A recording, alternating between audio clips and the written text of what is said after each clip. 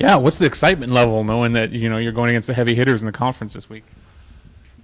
It's high. Kind of like as Phil mentioned earlier, it's like we're still focused on Wednesday and Thursday practice and trying to improve in the facets of our game. And I would bet that if you ask the team that they're quietly excited about being able to play against teams that they know are good and teams that have been in the top of our conference for the last couple of years. So they probably wouldn't admit it, but I'm sure they're really excited to be home and play in front of the home crowd and get their first shot against the top teams in our conference. Yeah, sometimes you see teams play up against the good competition or play down to what lesser competition or whatever. What's your impression of this year's team and how you can kind of stack up against those better teams in the conference? We talked a little bit about after the Irvine match on Saturday and then again yesterday at practice. A lot with the group about how to respond when teams push back against us. Kind of in some of the 5-set matches that we've had this year, we've had leads earlier on, and part of that has to do with just the personnel that we have in terms of the things that they've known over the last couple of years, especially the freshmen. What do they do? Where do they go when those things that they're used to relying on as successful skill sets? All of a sudden teams are making digs on balls that used to fall for kills.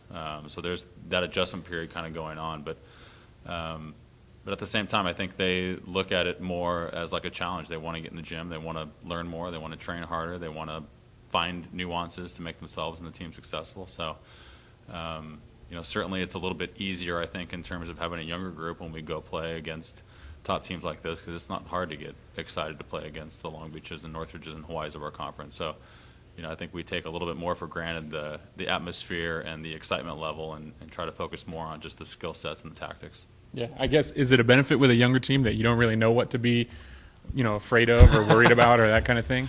At times, you can be a little naive to some things, I guess. I think one of the biggest characteristics for our group right now is trying to understand how to kind of get over the cusp of, closing sets or, being able to sustain, because there are times when we do things, especially in practice, where it's really good and we're trying to get more transfer from the practice environment to matches and then add into that the different, scenarios, whether we're on the road or it's the crowd or it's the score, and how to be able to still manifest and generate points, regardless of what pressure, if that exists at that given time, to be able to go out there and just execute. So we're in a good spot, I think, at the moment in terms of where our focal points are.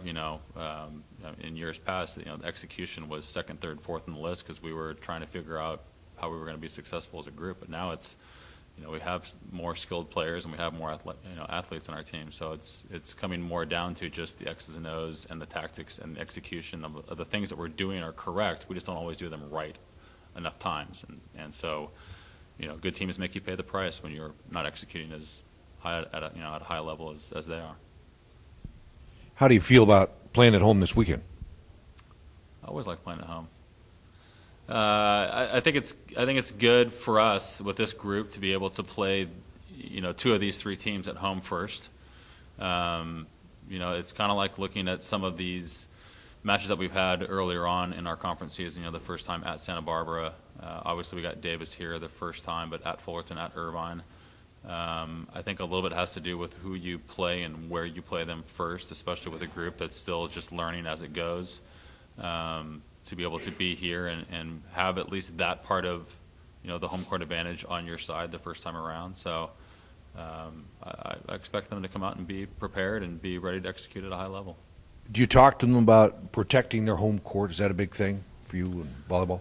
I think the staff talks about it more, amongst ourselves than we do with our players. I don't think our team goes out and looks at it more like we are, trying to protect here and try to steal on the road per se. I think they almost at times feel more comfortable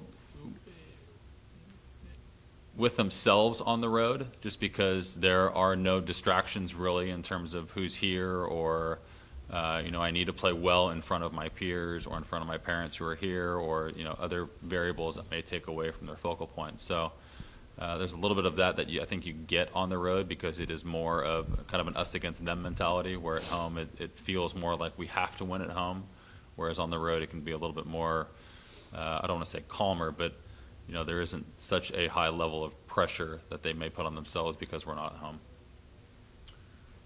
Coach, back-to-back, looking at your schedule, kind of off and on with back-to-back games, is there any sort of fatigue? Do you change rotations at all in Game 2? Do you look at the whole picture, or is it just individual?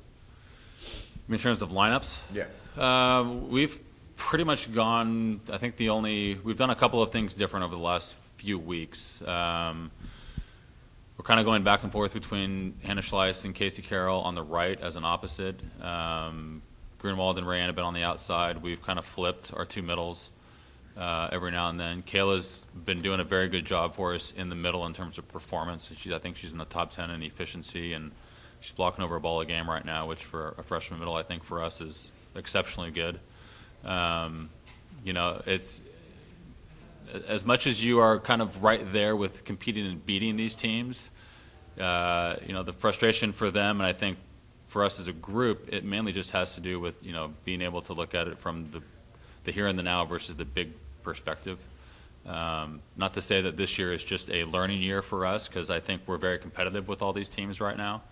But at the same time, we're still in that learning stage. I mean, there's players out there that, we're asking Grunwald, who was a middle last year, to all of a sudden be on the left, which is, exponentially increased her role in a position that she's really never played before. And we're asking her to do it and put up numbers and performance stats, comparable to those at other schools who are all-conference players. And it's a difficult change, to be able to ask players to do that kind of on the fly, and all of a sudden it's like, no, you're not going to be on the right, you're going to be on the outside now. And so there's some of those things going on. I think the group's handled it well. It's just they need to keep understanding that there's all these little things going on that we can be better at as a team. We need to serve the ball tougher. We need to play more aggressive defense. Things that we were good at, as an example, against Fullerton, that we didn't do very well against Irvine. And those little things make the difference when you're losing sets by 2, 3, 4 points. There's a few extra balls or a couple extra kills that we aren't generating that we're allowing other teams to generate against us. Sorry. So with the back-to-back, is there going to be a tweak in the lineup? Is there going to be a difference just as far as like fatigue is concerned from the back-to-back games? Nothing that I would look at from a fatigue standpoint. I think we've done a pretty good job over the last few weeks about trying to maintain a practice environment where we can push them enough to improve. But not go as hard as we did maybe back in September or August during fall camp, where we're trying to manage some kind of nagging injuries here and there. The only one at the moment that we have is Hannah Matheson, who just got out of a boot with a stress fracture. So, her return at some point, hopefully in the next week or two, will certainly help, as she's normally an outside hitter for us, which will allow us to kind of take a look at what we want to do with Grunwald, either put her back in the middle or on the right. So, that's really the only big positional change that may be coming up in the next few weeks, and we'll evaluate that as her health continues to improve.